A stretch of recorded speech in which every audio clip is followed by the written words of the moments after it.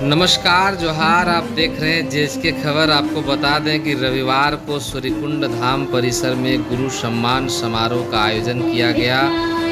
कार्यक्रम का उद्घाटन दीप जलाकर के एसडीपीओ बरी सुजीत कुमार, धनेश्वर राणा, सुनील कुमार, राजकुमार यादव, उद्योग विभाग के तिलक गुप्ता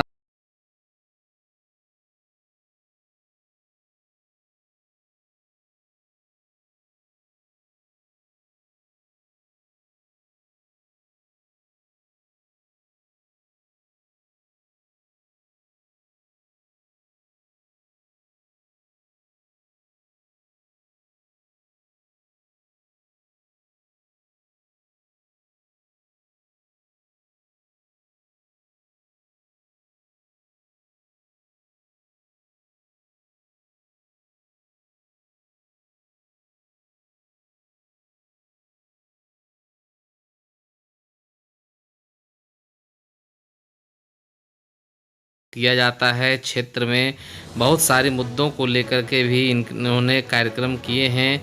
कल कार्यक्रम के दौरान विशेष कार्यक्रम भी पेश हुए और इनके द्वारा क्या कहा गया आप भी सुने। नमस्कार जोहार। आप देख रहे हैं जेएचके खबर। मैं बाबा पीयूष पांडे। अभी हम लोग सूर्यकुंड धाम परिसर में हैं। आज बहुत ही अभूतपूर्ण और गौरवपूर्ण कार्य हुआ है।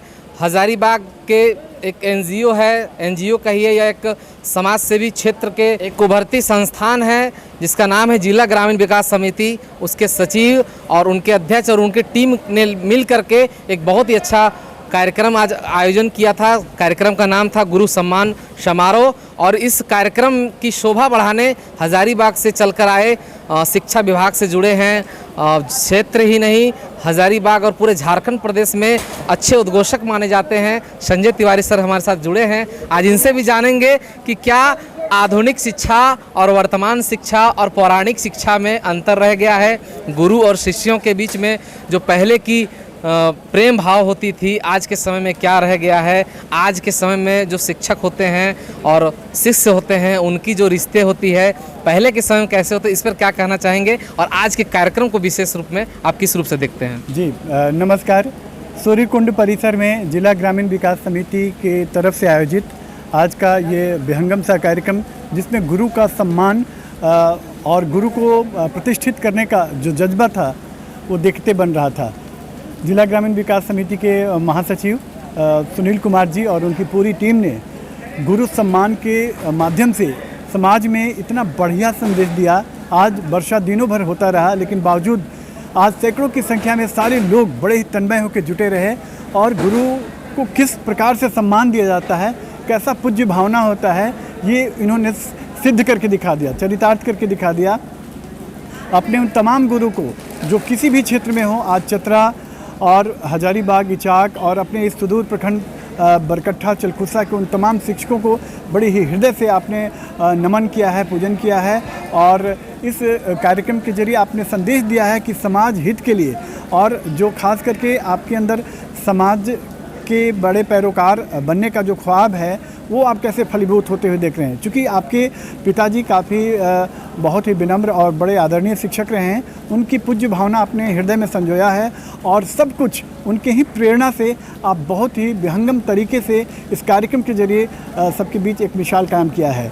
इस कार्यक्रम से एक निश्चित तौर पे बहुत बड़ी दिशा इन तमाम लोगों के बीच जाती है और शिक्षकों के प्रति कैसे प्रगाढ़ता से हम अपने पूज्य भाव को रखें, ये साक्षात परिलक्षित होता है। बिल्कुल महोदय, ऐसा है आज के समय में अगर गुरुओं को सम्मान दिया जा रहा है, क्योंकि जो शिक्षा प्रणाली है, शिक्षा नीति है, उसके अनुसार से लगता है कि कहीं ना कहीं शिक्षकों के साथ थोड़ा उनसे कार्य तो किए जा रहे हैं, लेकिन जब वो सेवानिवृत्त हो जाते हैं तो समाज में जो है उनको उस तरह से मिलना चाहिए और ये सुनील कुमार जी ने करके दिखाया है। जी। और आप भी हमेशा से शिक्षकों का सम्मान करते आए हैं। शिक्षकों के प्रति आपका अलग स्वभाव रहा है, आप आदर करते हैं और बहुत सारे लोगों को आगे बढ़ाने का भी कार्य करते हैं। तो आज के इस जो गौरवपूर्ण जो आज का जो दिन रहा, इस पर इस क्षेत्र की जनता को क्या संदेश देना चाहेंगे। देखिए, इस सुदूर प्रखंड में खास करके शिक्षा को लेकर के और शिक्षा के बहाने समाज के जितने भी तरह का जो दायित्व है, जो कमी बेसी है, उन सब पर इनकी समग्र दृष्टि बनी है।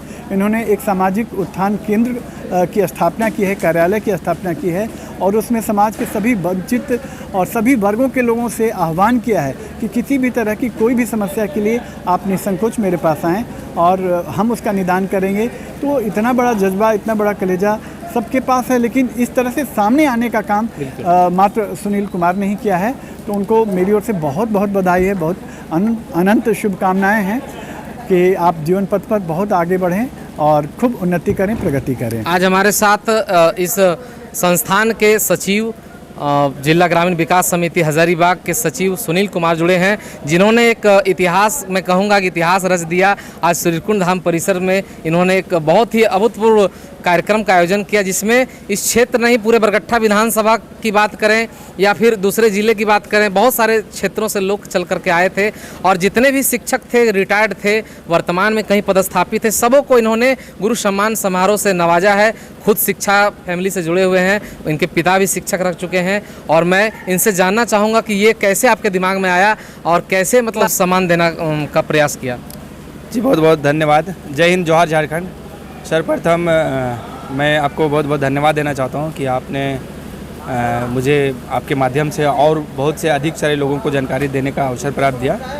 सबसे पहले मैं इस बीच का जो प्रेरणा है, मैं अपने खुद पिताजी से लिया हूं, स्वामी विवेकानंद जी से लिया हूं और जितने भी शिक्षकगण हैं, समाज में जो सेवानिवृत्त हुए हैं अथवा भी वर्तमान में हैं, उन लोगों से लिया हूं। और हकीकत तौर पे कहा जाता है कि वो एक देश के निर्माता हैं, राष्ट्र निर्माता, निर्देशक हैं। वो आप देखते होंगे कि उनके बिना मतलब चाहे प्राइम मिनिस्टर भी हों तो उनको भी गुरु के पास जाना पड़ता है, सारा कुछ। तो उनका एक अलग आदर और एक भाव है मेरे दिल में और मैं आपके माध्यम से लोगों को कहना चाहता हूँ कि सबों के दिल में होना चाहिए। और अभी वर्तमान में ही शिक्षक दिवस गुजरा है, तो ये प्लानिंग तो हम लोग का पहले से था और बहुत सारे लोग आए। हालांकि लाख कोशिश बारिश ने किया, सर का बहुत बड़ा योगदान रहा। परसों से, कल से ही सर से बहुत हम गाइडलाइन ले रहे थे।